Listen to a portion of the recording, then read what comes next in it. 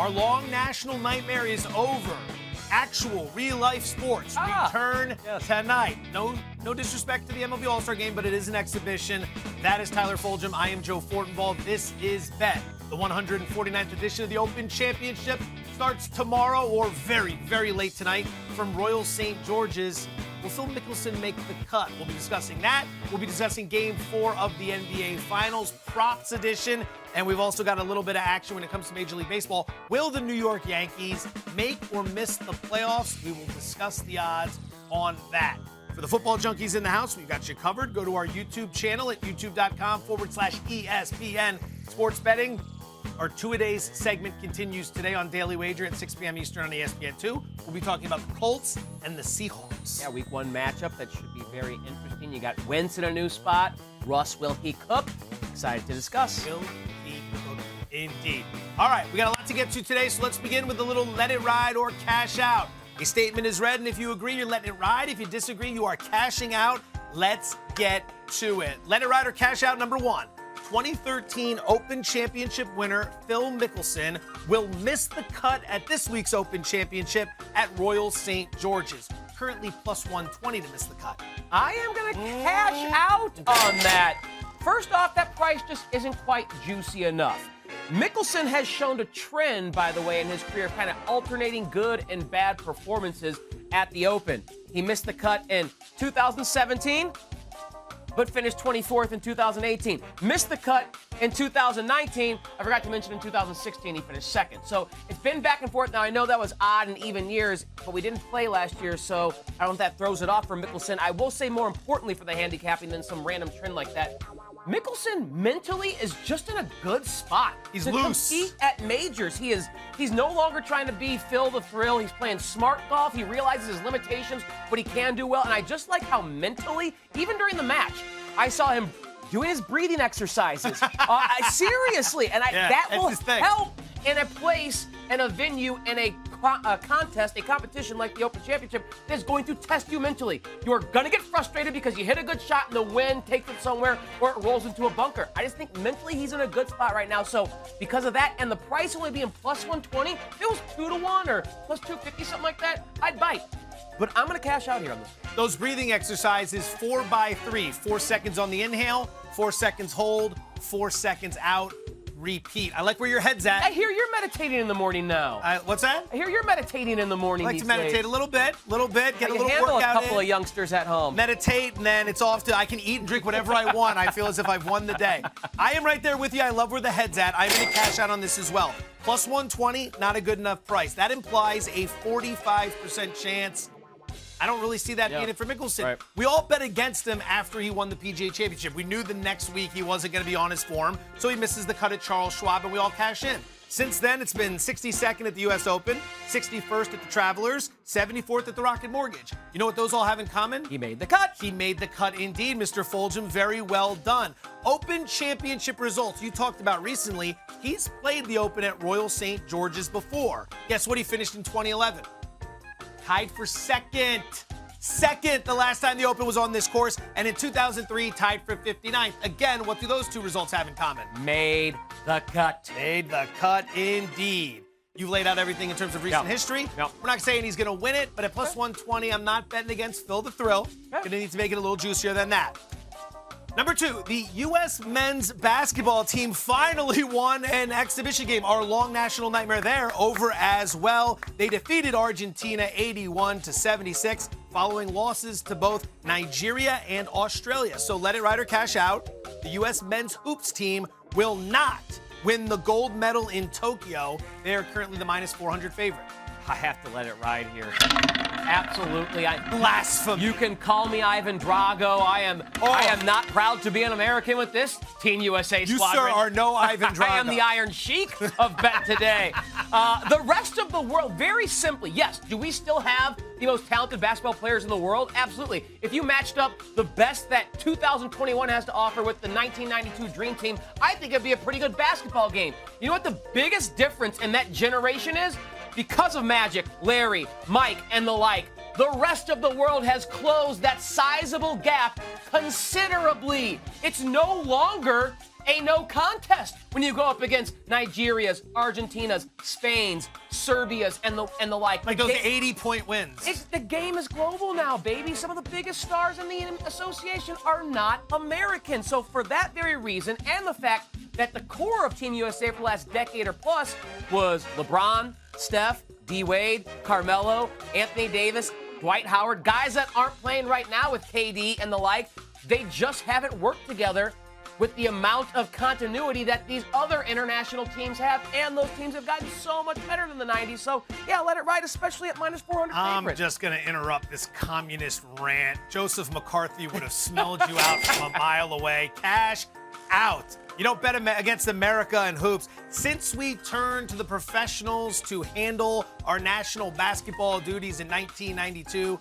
we have won gold in 6 of the 7 Olympiads. Failing in Athens in 2004, Iverson, Starbury, and the like could not get the job done. We'll let that reside for now. I think there's good news about these early frustrations. The players on Team USA do not like the way FIBA officials are calling these games. They're not getting to the line because you breathed on them improperly. They're very upset. The softness of the NBA does not translate over to the international game. Good. Go out there against Nigeria, Australia, and Argentina.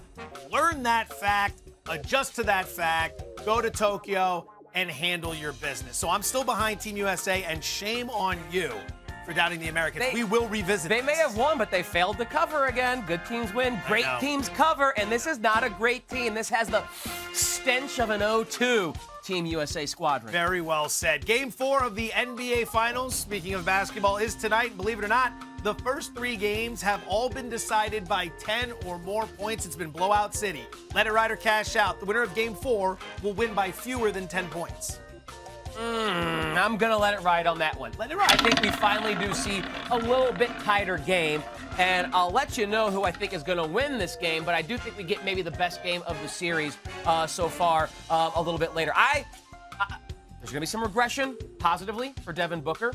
I don't know if Phoenix is going to be able to stop Giannis, but I do think Monty is going to have a different scheme. I've heard they're going to try and build a wall in the paint to prevent Giannis from getting in there. There's a joke there, but it's a little too political for this program. Yeah, I don't know if it's going to work, though, either, like maybe the other reference that we just made. Anyways, I just think, for whatever reason, we've had these double-digit blowouts. I do think the home team wins again, but I think it's by less than 2. All right. We're going to go ahead and agree on this one. I'm going to let it ride. Alternate lines. If you're interested in betting against us, because we're saying it's going to be within 10, you can lay 9.5 with the Bucks. That'll only pay plus 195, believe it or not. You're not even getting 2-1 on the Bucks winning by 10 or more points. Alternate line for the Suns, -9 is plus 500. So if you think the Suns will win by 10 or more, 5-1 are your odds there. Game 3. Milwaukee was coming home, right? They're down 0-2. They got the pop of the crowd noise. Maybe Phoenix gets a little complacent, so they run the Suns out of the gym. They have the free throw edge. The Suns shot poor and terribly from deep. Not really a surprise result. We could have seen that happening. Maybe we didn't predict it to happen, but it's not that big of a surprise. You're not going to have that tonight. Phoenix doesn't want to let the series get evened up. Milwaukee doesn't want to fall down 3-1. This is going to be, like you said, the most toughly contested. I don't know how many of these words are actually words. Tightly. I mean, at least I'm not misspelling wallet again. Contested. Yeah. Most tightly contested. I think you get where I'm going. Too many jokes about walls, so I should have been focused more on the content here. Phoenix in Game 4s in the playoffs, they've won by 8, 7, and 4, all less than 10. Surprisingly, Milwaukee Game 4s have been decided by 17 points, 11 points, and 22 points. That's just a fun fact for you, but I'm with you. I think we get a tighter played game tonight. And speaking of that game, it's time to make some picks. Game 4, NBA Finals in Milwaukee tonight. The Bucks are laying 4.5. The total is 221. Now, on Monday, we gave our early look for just the side or the total.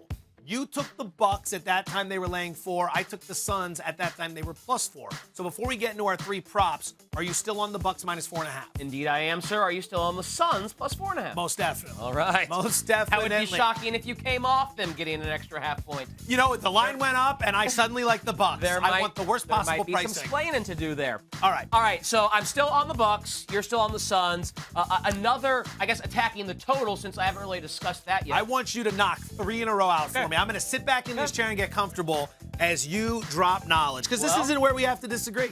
I can go for a minute, so strap in, brother. Enjoy yourself. Attack the total here. I'm going to go under 221. Every game they've played so far this season, regular season and postseason included, has gone over the total. Yes. But I like betting unders deeper into a series. I'm not going to be deterred by what has happened to this point in the season when these two teams have matched up. Like I said, I think this is going to be the most tightly contested game. Tighter game, more physical defense, some regression for guys like Jay Crowder and Cam Johnson who went off. Giannis, maybe some slight regression. Is he really going to score 42 again? Not so sure about that, but Booker should lift the total a little bit on his side. Anyways, home teams have dominated this series. That's why I like that side. And getting deeper into with teams, getting familiar with sets, I like betting the under. And then a couple of player props. Chris Paul on over 22.5 points. Quite simply, he's gone over this in games 1 and 2 when they won. He went under in game 3, but only played 33 minutes and only took 14 shots. I think you're going to get the minutes you saw in game 1 and 2, the efficiency and the volume like you saw in game 1 and 2. Of course, wanting to go back there with a victory in game 4 and a chance to win in game 5. Giannis under a half 3-point field goal at plus 155. Half. Why would you shoot threes, Giannis? You've been dominated in the paint. Stay in the paint. Don't go out there and be Kobe. Be Shaq. That's the way your team can win. Kobe. May he rest in peace, one of the all-time greats. All right, as you'll notice right from the top, I agree with you on Chris Paul. It's one of my absolute favorite bets. Like you said, he went over the total, no problem in game 1, was a little bit closer in game 2, but what we saw in game 3 was an obvious reason, and he only missed it by a little bit. Only by a little bit, 19 points. Minutes were way down. Field goal attempts were way down. Lowest minutes, lowest field goal attempts since game 2 against Denver. That's quite a stretch. And when you look at the three-pointers attempted, just 4, second fewest three-point attempts since he returned from that COVID hiatus. So I think there's going to be some positive regression there. DeAndre Ayton, yes, on the double-double. Has had a double-double in 13 of 19 playoff games, had a double-double in game 1 and game 2, missed it in game 3 by 1 rebound, but he got into foul trouble. He only played 24 minutes. I don't see that happening. Again, P.J. Tucker under 4.5 rebounds. Was averaging 5.1 rebounds entering the postseason. This prop started at 5.5, but it's been dropped down. Why? 3 rebounds in game 1, 5 rebounds in game 2, 3 rebounds in game 3. He's not cleaning up the glass. In the regular season, 2 meetings against Phoenix, 0 rebounds and 3 rebounds. P.J. Tucker under 4.5. But don't take that from us. Take it from our next guest, who's going to come in and drop some knowledge as well. You catch her on Daily Wager with us all the time, 6 p.m. Eastern on ESPN2, including today. The lovely Anita Marks, kind enough to join Tyler and I here on Bet. Anita, we love you. We brought you on for some golf, but we want your basketball thoughts as well. So what is your prop card for Game 4? We're hoping it will be extensive. My prop card or my Cheesecake Factory menu? All right, I'm gonna come with 3 right now, and I'm gonna double down as you just did a double-double on Ayton. Listen, I think he needs to stay strong. I think he needs to play more than 24 minutes. That's how many minutes he played in game 3. Still put up 18 and 9. And they need him on the court. The Bucks are plus 21 with Giannis on the court and Ayton off. So I like the over of 28.5 points and rebounds for Ayton. Also, I've been talking about Cam Johnson. I love this young man. He's got such a sweet stroke. Nails it from downtown. He's averaging 10 points, 4 rebounds a game. He played 30 minutes in game 3. So I like the over of both points and rebounds at 12.5. And last but not least, I'm wearing the shirt for a reason, and that is Holiday. Over 2.5 3-pointers at minus 130. Listen, he averaged 40 minutes. He had 5 3-pointers in the game. And I think what's going to happen is the Suns, you guys have been talking about just how amazing Giannis is. Tyler was talking about how he has to be so aggressive and strong in the paint. I think it's going to really open up things around the perimeter for the shooting. And I think for the Bucks shooting, I think Holiday is going to have another big night. Therefore, I'm sporting Drew Holiday t-shirt. What shirt are we wearing? You got not Uncle Drew, but J-R-U-E. I do like that as well. I like the Drew Holiday handicapping there, especially at that price, plus 130, because I do think, like I said, Monty Williams probably going to try and change his defense up, protect that paint against Giannis. Could get some open looks for guys like Drew Holiday and the like. All right, so Anita referenced the Cheesecake Factory menu. That's your appetizer. Let's move on to the main course for why Miss Marks is kind enough to join us on the show. And that takes us to part 3, the 149th edition of the Open Championship from Royal St. George's in Sandwich, England. Par 70, 7,189-yard course. Your defending champion is Shane Lowry. But remember, there was no Open Championship last year due to COVID. Lowry is your defending champion from 2 years ago. Anita's got props for her props. Anita, you get the floor first. 3 favorite bets for the Open Championship. Where are you going? Yeah, listen, this is going to be a hard one to predict who's going to win. I think really where you're going to find value and where you're going to win money is finding out who's going to finish in the top 10, top 20, top 30, top 40. So who do I have finishing in the top 10? A guy that a lot of people think is going to win, and that is Jon Rahm. That's right, first in strokes gained overall. He already won a major this year, so that's off his back in regard to the pressure, and he looked great last week at the Scottish Open. How about in the top 20? Give me some Louis O, baby. Man, enough of being Susan Lucci of the golf world, finishing second place in two majors this season. He's has 6 7th-place finishes in his career in majors. His approach game is on point, and his putting has been great. And last but not least, in the top 40, Brandon Grace, huge sleeper, tied for 7th at the U.S. Open, and he lives on a links course in South Africa. Here's another thing about Brandon Grace. He has one of the best low rocket balls, and the way that it comes off of his club, and it cuts through the wind. And this has been a big topic of discussion, is the wind and the rain and the bad conditions that we're expecting the next 4 days over there across the pond, and the way that he strikes the ball and his ball flight is really going to do wonders for him. So I like him to finish in the top 40. I like that card, Anita. You're talking traj for the golfers, low trajectory that he has to keep it underneath the wind. If you're a golfer, you better go out there and say, what's your traj, bro?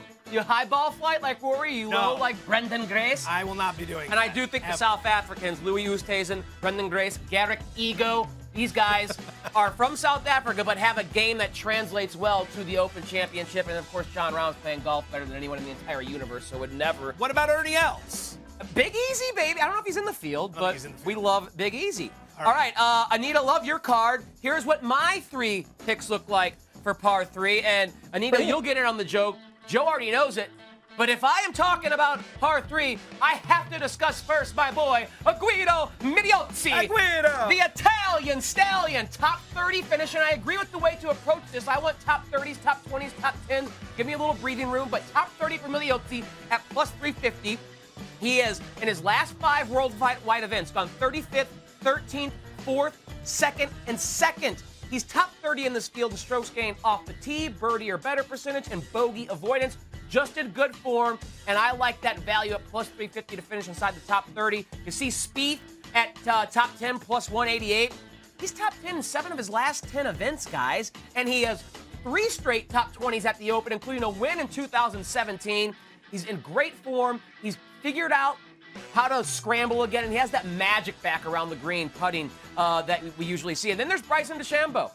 Missing the cut at plus 225. Very frankly, don't love his traj for Royal St. George's. He hits the ball very high. And then, of course, he's got a new caddy. And I don't know if they have the green book that he likes, working with a new caddy with all the combinations and permutations that go through his head for a shot. I don't love that. He's also missed the cut in 2 of his last 3 Open Championships, Joe. Traj is not a real thing, is it? Did you make that up? Or are guys actually, are bros actually out there talking about traj? I'm talking traj right now. So you're talking about it, and everyone else on the course is like, get this guy out of the group. All right.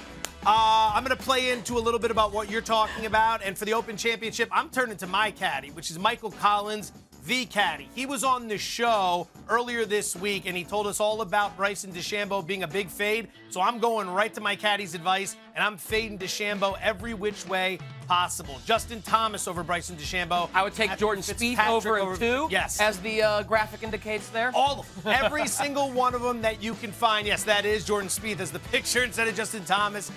The point here is it's not so much about these guys, which, by the way, that's DeChambeau instead of Dustin Johnson. Yeah. I think. Wow, this is an interesting. I think my picture showed up on your card. Use but the your words. Bets. Yeah. Your bets are on that Use card. the words, not the pictures. The point here is twofold. Number one, like Tyler just discussed, DeChambeau doesn't play well in this event. 2 missed cuts in 3 career starts, as well as a T51. That's his best finish. That's back in 2018. Tim Tucker, his caddy from a few weeks ago, quit right before the Rocket Mortgage Classic. He went out there and he missed the cut. And like Collins was telling us, a new caddy, it takes time to gel. It's not like Julio Jones joining Ryan Tannehill. These guys will hit the ground running, right? Run the fade, I'll throw it deep, we'll make some magic. No, this is going to take some time. So all the way around, I'm fading DeChambeau. I'll play him to miss the cut. If you find other matchups you like, do it as well. In regards to Dustin Johnson, by the way, last time this event was at Royal St. George's, DJ finished second, just like Phil Mickelson, he was tied. So, Anita, you've heard the cards from Tyler and myself. Any thoughts on what I just laid out? What are you doing with DeChambeau? Yeah, listen, I love fading DeChambeau. All the reasons you said, right? New caddy, there's going to be some growing pains there. Also, what's his game? I mean, we saw it in the match just this last Tuesday. He likes to grip it and rip it and hit it to 500 yards. Well, that's not going to bode well with all the sand traps, which, by the way, this is me. This is me in one of those sand traps. Can you see me? Can you see? I mean, so seriously.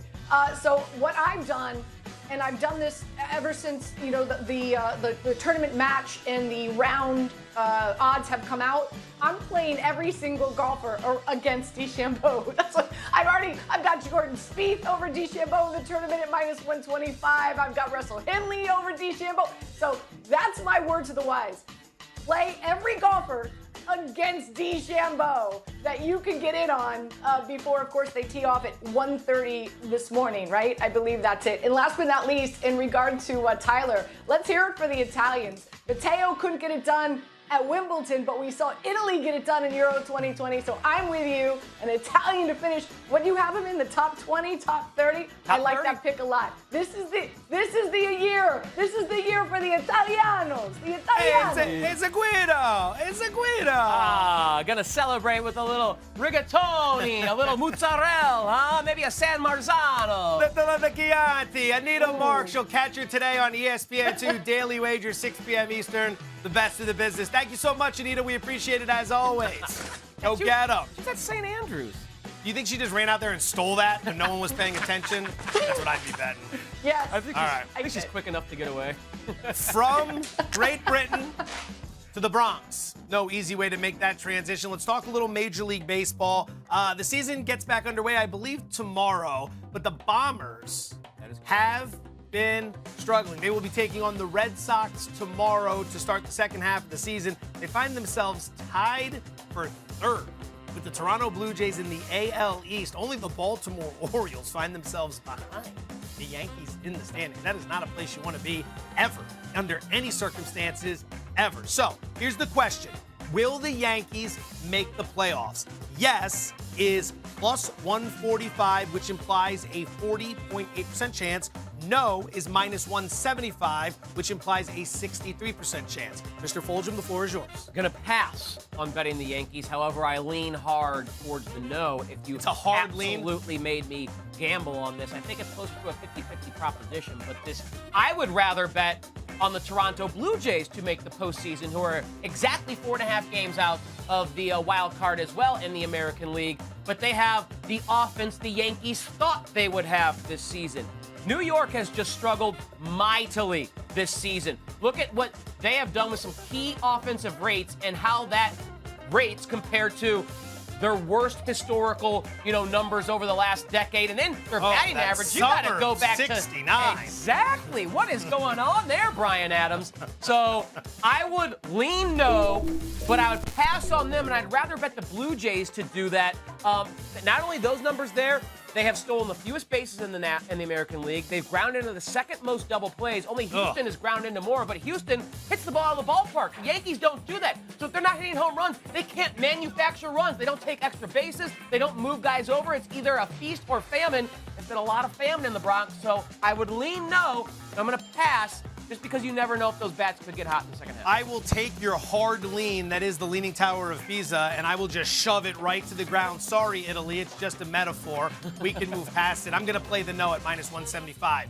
So the Yanks are widely regarded as a team that's underachieving at this point, right? They're 46-43 with a +1 run differential. If anything, the numbers say they're overachieving, even if it's only by a couple of games. Now, speaking of records, let's look at the teams in Major League Baseball in the American League that have a better winning percentage right now than the New York Yankees. The Red Sox, the Rays, the White Sox, the Astros, the A's, and Seattle. Mariners. The Mariners have a better winning percentage than the Yanks. They're also tied with Toronto and Cleveland. Remember, this is not last year. Only 5 teams from each league are going to the playoffs. It's not an expanded playoff format, so it's going to be harder to get in. I don't trust Aaron Boone at all. I think his message is being completely dismissed in the clubhouse. I think this is going to be the last season for him. Garrett Cole is supposed to be their ace. They gave him like $1 trillion. Well, ever since the crackdown on foreign substances, he's been wildly erratic. We're all from that what you want, but based on what you're paying him, you're giving him money as a guy who maybe was using foreign substances. Now he doesn't have those foreign substances. Not accusing anyone of anything, but I kind of am. His numbers are down, and you're going to need a frontline ace if you're going to make a push here.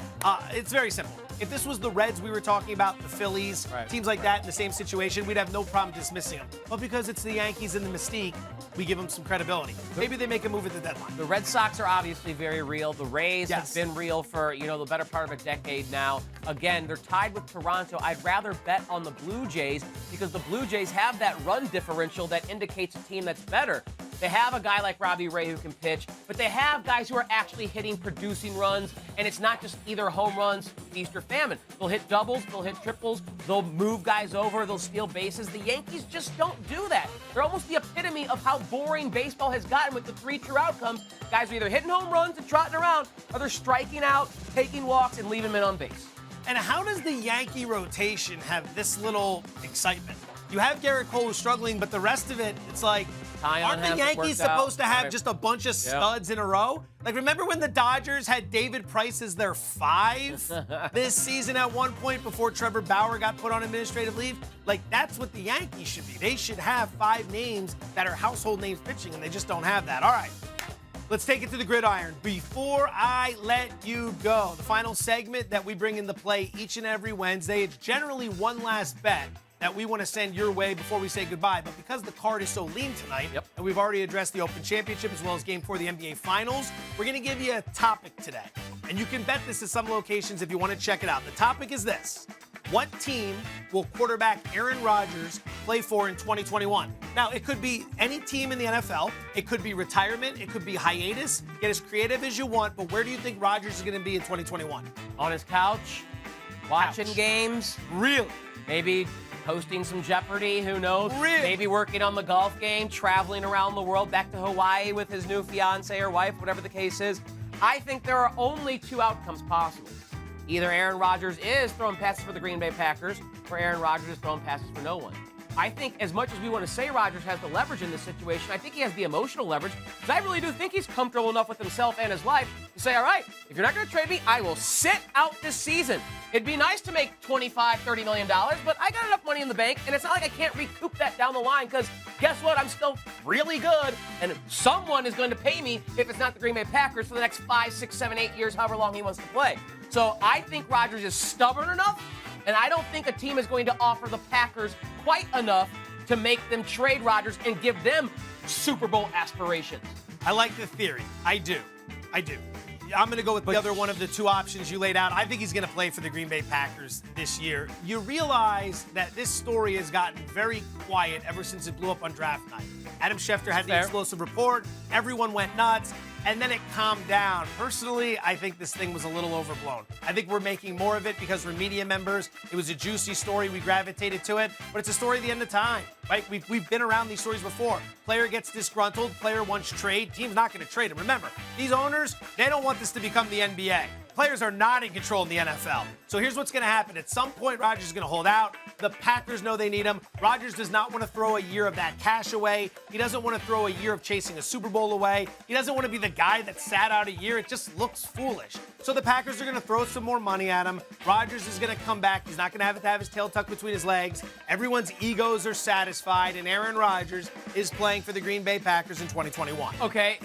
What about week 1 of 2021? I think he's playing. I think it's going to get the done. Holdout does not go into the regular season. You know, he'll do what Brett Favre, his boy, used to do back in the day. He'll sit out at camp because he doesn't want to have to go work out. Then eventually, okay, I'll sign a contract, and then I'll fly in on my helicopter. It'll be a huge story, and he'll be ready to go. A guy like this, he's only got a few years left. You want to throw one of them away because you're in a you-know-what contest with the Green Bay Packers? They'll give you some more money so you're not embarrassed that you have to come back with your tail tucked between your legs.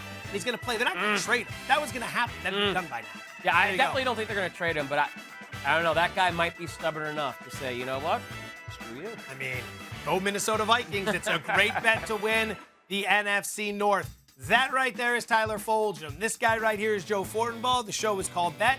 Thank you for watching. You can check us out on ESPN 2, 6 p.m. Eastern for Daily Wager tonight. Until then, see you in a few hours.